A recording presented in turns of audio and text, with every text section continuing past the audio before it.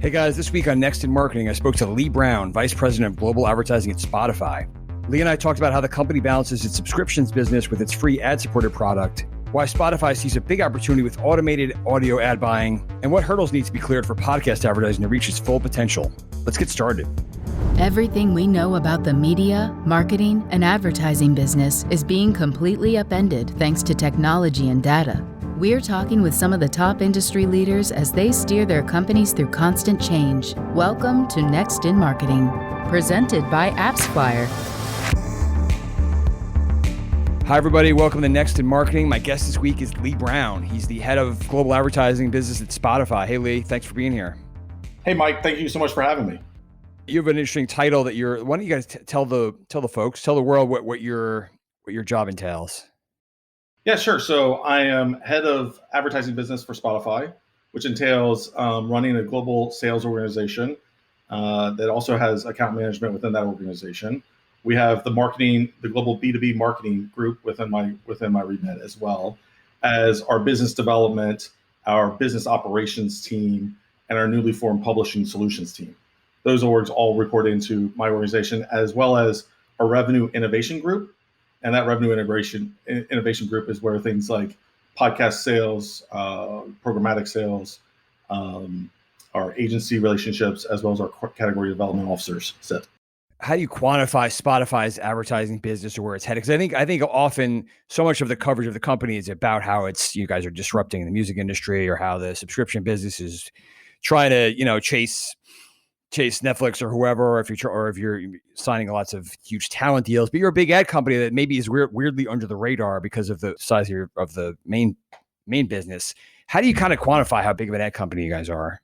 Yeah, I would say, based on our quarterly earnings and our reports, you could put us in the 10% of our, total revenues of the company.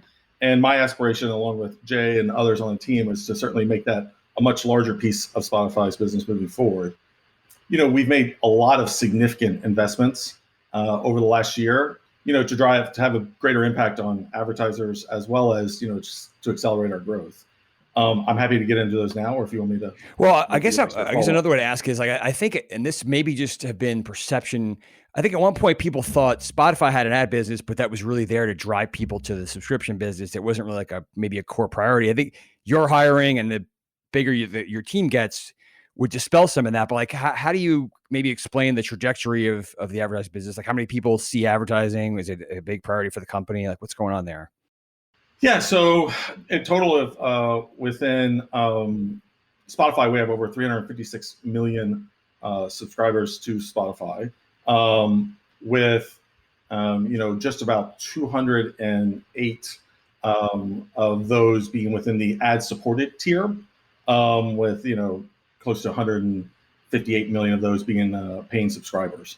And so when you look at it on a consumption basis, just over 200 million of the users using Spotify are listening on the ad-supported. It's probably bigger than people think or might expect. Yeah, it is. I mean, it depends on what part of the world you're in, which part of which country you're in, and so forth. But yeah, it's 200 to about 160. And is the majority of that, there's lots of different types of advertising, but is the majority of that audio advertising, video, everything? Yeah, we've done a lot to open up ourselves to all forms of advertising, right? So whether that be channel specific, so we have a large direct sales force, we accept programmatic, we have a great video offering as well. We also have a new tool called Ad Studio. That's our self-service tool. So we want to also enable advertisers to buy the way they want to buy, right? So if they want to buy human to human, if they want to buy machine to machine, how do we open up those channels and make it as easy as possible for the advertisers to purchase the products? And then lastly, we're obviously opening up new formats. So audio is certainly a dominant form. It is something that people come to Spotify to listen. We want advertisers to come to be heard, and it's one of those things that as we expand our portfolio and include things like podcasts, that's opening up new opportunities and new formats for ourselves as well. I want to come back to all the new kinds of advertising and the different groups, but the obvious question I've kind of been asking everybody the last 6 months is give me your pandemic audience consumption story. Because obviously it was a year when so many people spent so much more time with digital media, streaming. I could see, I'm sure that your consumption was up, but you lost some commuting time here and there. I wonder, like, what kind of trajectory did you see, and maybe what sort of formats changed or popped over the last year or so? Yeah, you're right. I mean, we certainly saw a flattening of sort of listening spread out across more hours of the day than sort of compacted into commuting hours and so forth. Before the pandemic, it was certainly on the rise, but I think the pandemic accelerated it. Was screen exhaustion, Zoom fatigue, if you will. That was something that it played heavy, I think, on our listeners. And they were turning more and more to audio-based products where they can have their eyes up in the world, where they can have their hands doing things and still be engaged in media and still be entertained and informed. A few trends that we saw in terms of the content, certainly we saw some changes in what people were listening to in terms of, news and self-improvement podcasts were on the rise, cooking, at home, housework. I got into gardening, so I was listening to a lot more stuff in the garden and, taking that opportunity to learn new things and go deeper. The nice thing about podcasts and the medium is that it's a place where people come spend a lot of time, and you can come to be entertained, to get excited about a workout and, do your pump up excitement workout playlist, or you can come and like learn as much as you can about some specific topic, whether it's niche or whether it's broad, and hear from the experts and really go deep and spend a lot of time in the medium. And so we saw that still continue within the pandemic. And then lastly is, where they were listening, certainly changed. Like we got a lot more, there was uplift in terms of gaming consoles, at-home speakers. Interesting. And, I assume voice assistants were bigger, or Alexa's. right. And when people were quarantining, it was sort of like they were listening in groups. It wasn't just individual. It was on speakers. You were assuming households. You were assuming get-togethers that were, smaller and intimate. So like those kinds of trends we certainly saw from the marketplace.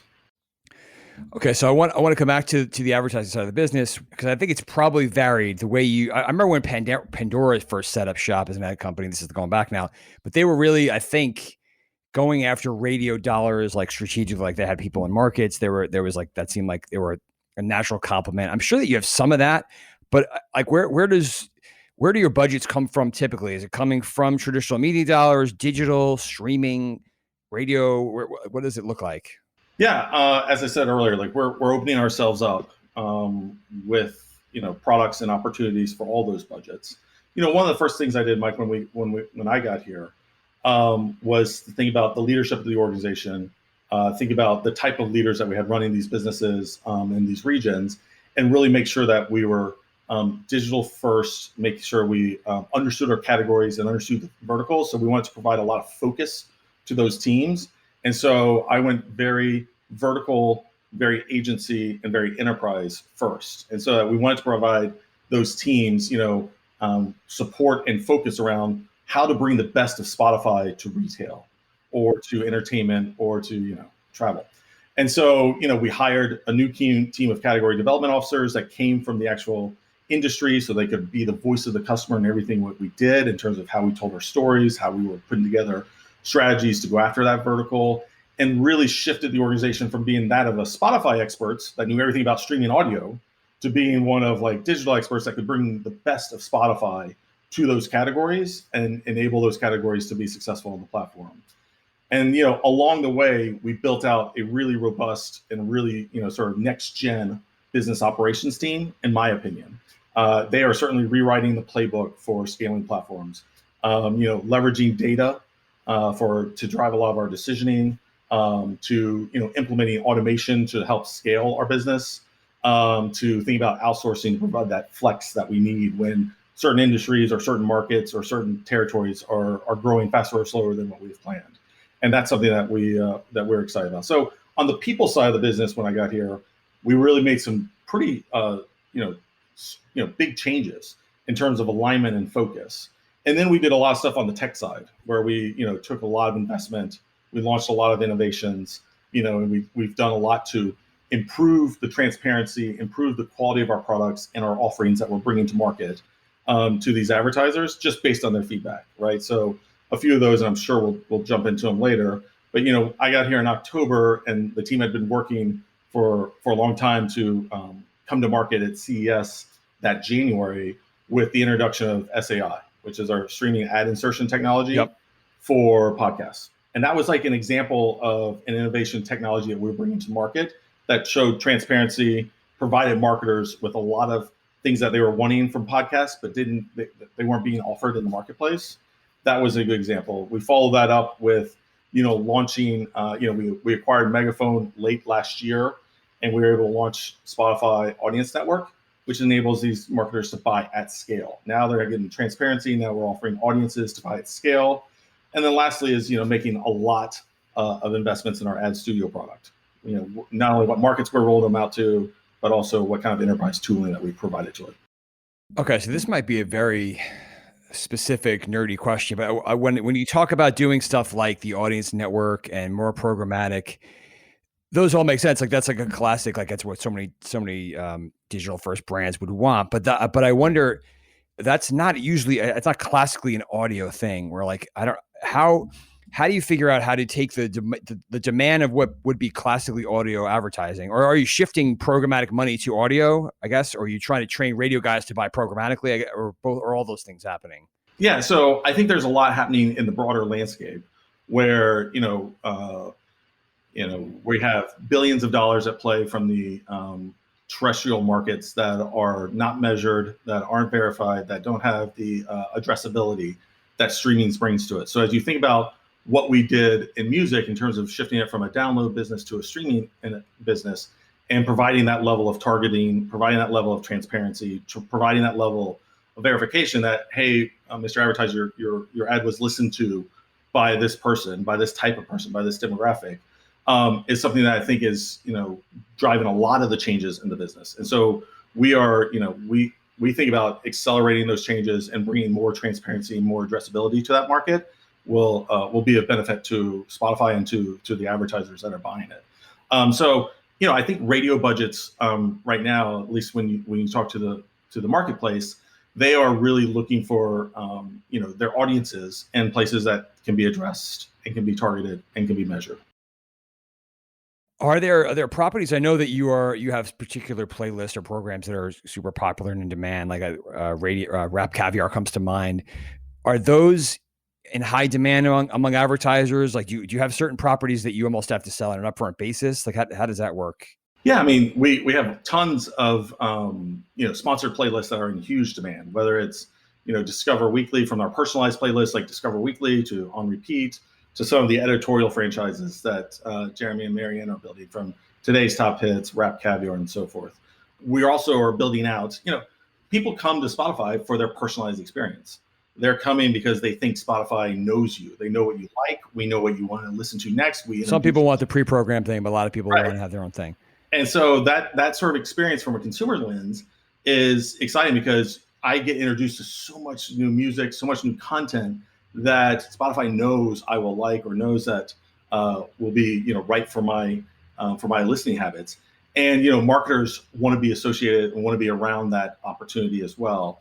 I would say complementing the playlists and sort of new franchises that are coming are things like our top shows in our podcast business, whether it's our owned and exclusives with like Joe Rogan, to Bill Simmons and The Ringer, that franchise, to our relationship with Higher Ground or Archwell. Like, those programs are definitely being sold upfront. Those are definitely being franchises that advertisers want to be associated with. They want to have. They want to lock that up for X amount of time. They want to lock that up, and yeah, it's great. And so we're constantly building new things. One of the ones we just recently launched, called Fresh Finds, is a new franchise that we're incredibly excited about, and will sure to be a huge hit with consumers and advertisers alike, I think. It's new music from independent artists and labels and so forth. And so we're constantly looking for these ways to engage the consumers, but also advertisers to come along with that. We're going to this era where interruptive advertising is more challenged, especially like in television, or we're having to find ways to be more respectful of people's time and less, less burdensome. Your video ads are very upfront with people. Like this, if you want to watch 30 minutes of content, watch this half hour. Half hour. I would. 30-second spot from Chase or whatever, and it's very straightforward. And it seems like a pleasant experience. I'm assuming the insight there was, why are we playing games with people anymore in this time in media? But why don't we see more of that in this industry? And why don't you guys sell that to other people? I've just created a network for you. Reward-based products are something, certainly we're looking at, and something that we're exploring more and more. And, being able to align with what works for advertisers as well as what audiences value is something that, we spend a lot of time on. I'm not against it. I think that's something that we'll probably dive deeper into. We also have to be aware of and honor our label agreements with the rights holders, so that we make sure that we're abiding by what we've agreed to there. So, those types of things take time, and we're constantly testing around the world in different markets ideas like that to ensure that we can deliver what works for advertisers, but also deliver what's of value to the listeners. And I think that's something that is a good point, and something that we think a lot about. Okay, so we keep hinting at what's going on with podcasting. You guys have obviously been super aggressive in locking up deals with big names, just trying to spark more podcast listening on the platform. In terms of advertising, like podcasting has always been this thing where if you're into it, you're almost surprised that it's growing, but the numbers are not that huge. And I think my assumption, understanding has always been it's challenging to scale because while it's digital, it's not live often. You're not streaming. Historically, you were downloading a podcast, and it's harder to do dynamic ad insertion, so that you couldn't have 5 zillion advertisers bidding on ads. It was very handcrafted. You're slowly but surely changing that. I guess maybe could you assess the podcasting advertising market now, what the opportunity, and then how that's going to change, and then get into your specifics, if you would. Yeah, I think traditionally podcasts, we're in the download environment. We're hard to track and measure in terms of the data behind it was hard to be, accurate with in terms of what you're getting from different hosting platforms or different services.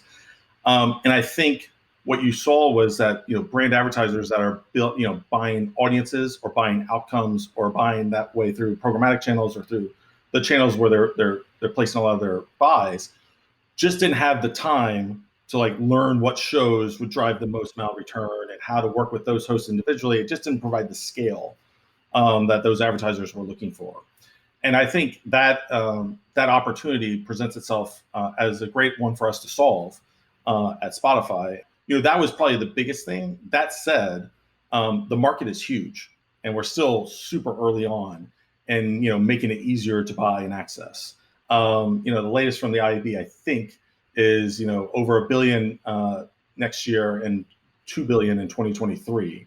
And so there's a lot more coming into the marketplace, and a lot more interest and a lot more demand. I would say, Mike, that 6 months ago, people were asking a lot of questions about how and what does it look like and why. And now marketers and agencies are like, I want in, I want to understand how to buy the audiences. I want to understand that this is a valuable place for my brand to be. And so we've gotten past that sort of experimental phase and into into the scale phase, which is why some of the technologies that we've launched, SAI and Spotify Audience Network, plays right into that narrative. What's the biggest not complaint, but just the obstacle that you face? Is it the brands? I want to have some kind of audience number for individual shows, or it's hard for me to move money around fast, or what are the big hurdles you're facing right now, at least? Well, one of the biggest hurdles that we faced early on was how to scale the audiences and scale the buys across multiple shows. Now, with our introduction of Spotify Audience Network, that has been removed. We're able to enable marketers who are used to buying audiences. And the insight for us early on in our audience network that we've launched was that we thought, who's going to buy faster within the audience network? Is it the podcast buyers that are already in the marketplace, or the buyers that are not yet in the marketplace? That was going to be my question. I'm not. Who are those people? Yeah. So right now we're having a lot of success with both groups. But the buyers of our music services that are buying audiences love the ability to extend into the Spotify Audience Network to buy podcasts. So if you're already all in on Spotify audio ads, that's a compliment, right. But that's a different budget probably than somebody else. And it extends their reach. It improves their frequency. It enables them to target audiences both on and off our platform and across a wide range of shows. And so they're able to go in and start to understand, test, and learn from their podcast buys and how that applies to their overall goals across their audience buys across Spotify. And was a really, really, really great compliment. Now, for those marketers that were in deep already in podcasting, understood the shows, understood the formats, understood what was happening in terms of like how they wanted to buy, they are latching onto it in terms of like extending their reach and extending their efficiency across the podcast landscape. So they're buying shows as well as sort of the audience network together to drive those results that they're looking for. This is going to vary based on, your view of podcasting versus the broader landscape. But how top heavy is it, or how long tail driven, I should say, is podcasting? Is it dominated by 5 or 10 shows? Is it getting deeper and deeper and deeper every year? Like, what does it look like?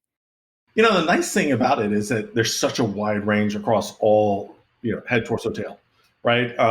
For us, of our 356 million listeners, 25% of those mouths are listening to podcasts already. So we're having huge adoption across our platform in terms of listenership. When I think about the exclusives that that were on our platform and our owned and originals, we have Armchair Expert with Dax Shepard, we have Higher Ground, Archwell, Joe Rogan, etc. And those drive massive audiences and have huge scale in terms of individual shows with a lot of audience. But at the other end of the spectrum, we have Anchor, which powered 80% of all new podcasts and contributed over 1 million shows to our Spotify catalog, right? So at the end of the day, you have a ton of scale in terms of the tail. So you might have shows that have 500 to 1,000 listeners on a consistent basis, but they're about very niche topics. They're incredibly powerful. They're incredibly into whatever that topic is, while also being able to serve the head, which is people who listen to Bill Simmons or into the NBA and who won last night with the Suns and Lakers. Like, you have both those audiences and the ability to reach them in very different environments within the podcast landscape. And so for me, I think I just get so excited about being able to, and then the middle, of course, is with Megaphone and the publishers that are sort of, in that sort of middle torso category, where we're able to help provide, demand as well as, superior tech, as well as audience development tools for their businesses. Before we bought Megaphone, we were a client and a very demanding client. And so we knew exactly what we wanted from that technology, and we know what other publishers will want from that technology. And so we couldn't be more happy or excited about that acquisition and what we're seeing from it. We're seeing in the streaming wars with regards to television, you're seeing at one point so many of the media companies were selling stuff to each other and letting everybody was like, Disney would be on Netflix and Paramount shows and another one. Now they're really pulling back and holding things to make them exclusive. Are we going to see that in podcasting, where you're only going to be able to get certain shows on Spotify, you're only going to get certain shows on Apple or whoever else, or do you think that's always going to be a tension there? I think there will always be a tension there. We have some shows that are exclusive only to Spotify, and we have some that are across the broader landscape. And I think that's one of those things that there will be that tension there, I think, Mike. Right.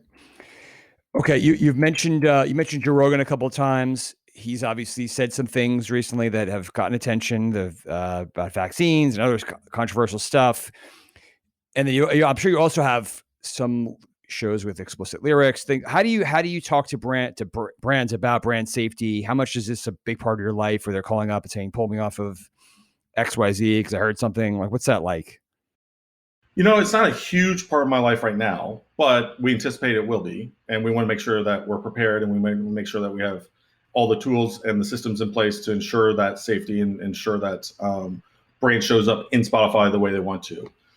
As far as, Joe goes, and we have very clear content policies prohibiting infringing or illegal content, other abuses such as malicious or hateful, deceptive, or threatening content. So we're very clear on the content policies that we have for our platform. That said, we're here to power creators and support voices as long as they abide by those policies, and we want to make sure that we provide them the tools and the platform and the distribution to be heard. So some content is definitely not for everyone, but everyone definitely has a different interpretation of brand safety, right? So I think it comes down to the relationship we have with our creators and our listeners, and our ability to provide advertisers with the tools like contextual targeting, how we use machine learning and AI in the future to help us with protecting brands to ensure that their brand shows up in the way they want it to, in the context in which they want it to, right? I think what has happened early on is I think a lot of brands are looking for lists. They want to know who and where and why and like who they're advertising with. And so we're putting in place a lot of the tools to help them with that, to help them manage their risk, family safe, brand safe. Um, those they're all just very subjective definitions. There's no industry standard right now on what brand safe is, and so we want to make sure that we provide that flexibility for our partners. Right. If you're Bank of America versus Mountain Dew, it's going to be a very different definition. Very different. Yeah. And I'm assuming as the bigger you get, you mentioned like you have so many new shows all the time. You can't possibly be listening to everything that's out there. So you need machine learning and tools to help you. No, we're definitely making sure that it abides by our content policies on Spotify.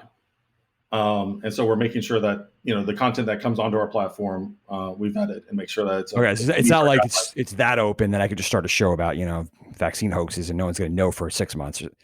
No, we would make sure that it is caught early in the process. That is, it adheres to our policies. Let's shift gears to bigger industry picture. Go ahead, please. Really quick on the last one, Mike. Like, I think brands are, I don't know if it's the macro trends of the world or what's happening in terms of like our appetite or what is becoming normal. But as you think about, television programming, as you think about, just how people are speaking in the world, I think that has a lot to do with where and how brands want to show up. And so we want to make sure that we provide that positive environment that is professional, that it is safe and comfortable for these brands. And it's just, I can remember when I was young, you couldn't even have, cops and robbers shows on until after 9 o'clock at night or 10 o'clock at night. Family hour. After prime time. And it's just amazing to see with what on-demand has done for content consumption, how that's changed our view of safety and brand safety and what's right for our kids. Yeah. Okay. So big picture in the industry, obviously we've talked about this probably every week about, what's going on with all the different targeting changes that are happening between cookies and Apple and the alternatives to the cookies and regulation. You guys mostly have logged in users. So I'm assuming that most of this is not hurting you or affecting you much. Well, first, I think it's affecting the industry overall. But I don't want to, I'm not here to comment on like what Apple and Google's business practices are at large. But what I will say is that, using personal data responsibly is essential to a successful experience for Spotify users, creators, and partners.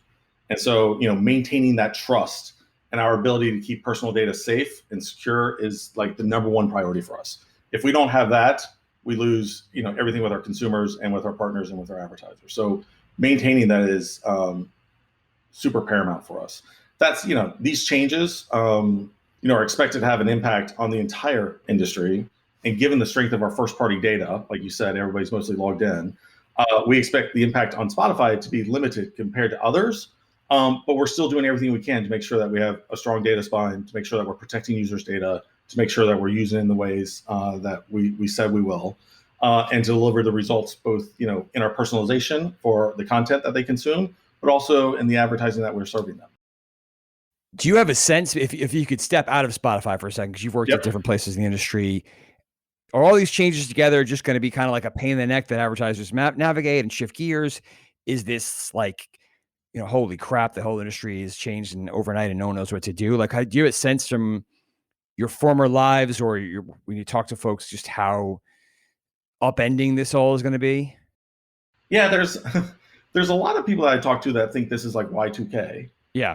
And there's a lot of people that I talk to that think like, it's about time our industry grows up and puts privacy first. Right. And how we do that is, either it's led by some of the platforms that you see right now doing it, or by, your own, how we're selling audiences and making sure that they know what we're doing with their data. I think it's something that a reckoning for the industry that's been coming for a while. And I think it is, it's right time now for everybody to be thinking that way and planning their businesses. More importantly, planning their businesses for a future where privacy is first, paramount, and front and center. And I think for a long time, a lot of businesses, we're not thinking that. We're not building on that. And I think that that is a huge change that I think going forward, everybody, including ourselves, will be putting that first and foremost. Without picking on any one of the alternatives, there are a lot of cookie alternatives being proposed, and I wonder are they kind of just trading one problem for another? Are they recognizing the shift that you're talking about, that you have to think privacy and consumer first? or Yeah, I mean, not? I think the solutions that are in the marketplace, without picking on any of them, because I don't want to pull one out versus the others, but are solving the business needs and not like the consumer needs. Interesting. Right? They're like, of course, I would love my preferences on Netflix to show up on Hulu or on Amazon Prime. Like, I would not like to reprogram every single one of my streaming services with my preferences and my tastes and my likes and my dislikes. And I think until a unified ID solves that opportunity, like solves that for users and consumers, and becomes more of a consumer proposition, I think we'll wait and see until that happens. Right, but for the most part, these feel like moves to help businesses get through. And say, I want to keep doing what I'm doing until we can't do Yeah, that anymore. I think it's like a bridge to still to the old way of thinking, until the old way of doing business and how marketers have been transacting, versus like, hey, how do you start over with a clean slate on a privacy first plan of action? Have you guys had to do specific things? I'm sure you have lots of disclaimers that when someone signs up about what might happen with ad targeting. I don't remember, but have you had to change anything or be more communicative with people? We're going through, we're complying with all the rules and regulations from the platforms that we need to make sure that we adhere to their policies. But no, other than that, we are staying the course on our how we have always been transparent with our policies around data collection and our privacy policy for our consumers. That's always been sort of at the core and the heart of what Spotify does, just because it is such a personalized experience. When you come to Spotify, you feel like Spotify knows you and knows what you like. And like, we can't lose that trust from our consumers. Right. That's the appeal, but that's also the thing you can't mess up. Yeah. Right. Lee, prior to this gig, you were at, like I mentioned, you've been in different stops in digital media. You were at BuzzFeed. There's tons going on with, for a while, every big media company was supposedly going to buy one of these digital publishers, Vice or BuzzFeed. Now everyone's either going public or going through this SPAC process. What do you make of all that now that you've had a little distance from it? Yeah, I'm certainly more removed from it than when I was at BuzzFeed with Jonah and the team. I am super hopeful that they find a path forward for some of these businesses. I think they provide incredible value to consumers. They publish great content. They're usually on the leading edge of format creation, on memes, on understanding what people are consuming across video or across audio. Like, they're on that sort of forefront from a publisher perspective. And a lot of these, and certainly I love what I've seen and read recently with what BuzzFeed's doing with their success in their e-commerce. Certainly that was something that we were testing before I was leaving, and Neela and the team over there has just done a really great job on making their business a mixed monetization business from not only just advertising, but advertising and commerce. And they're sort of leaning into that. So I'm hopeful that I want nothing but the success, and I root for all of them to find a path forward, and for those investors that have been supporting that business for some time to have a return on it. But I don't have anything more in depth than that point of view. Lee, one of the things we talked about earlier, you keep hinting how the consumption patterns have evolved a little bit for you guys over the last year, and that meant different devices. How much of your life is about the car, and whether is that going to be the next battle? Is that already happening? Is that the next battlefront for real estate, for the Spotifys and the Apples of the world, and of course the incumbent being radio, and the way that dashboards are going to be designed? How much are you guys trying to get positioning in there? Is it going to be similar to getting prominent position on the cable dial or a Roku device? Or how do you guys think about the car? Yeah, I mean, I think we are always testing ways to improve, make it frictionless for users to access Spotify. They want to have their Spotify where they want to listen to it. And so, we've had a very public and very open stance on being ubiquitous. Like, we want to be everywhere. We want to be on all mobile devices. We want to be on all gaming consoles. We want to be in the automobiles. We want to be in homes through connected speakers. We want to be on connected devices. So, I don't think it's any more so than any of the other platforms, the other environments that we've been competing for today, Mike. I think that our relationship with our user, our relationship with our consumer, is helping us, drive that opportunity, because they want Spotify. They're asking for Spotify. They expect to see it on their dashboard. They expect it to see it in their, their connected TV.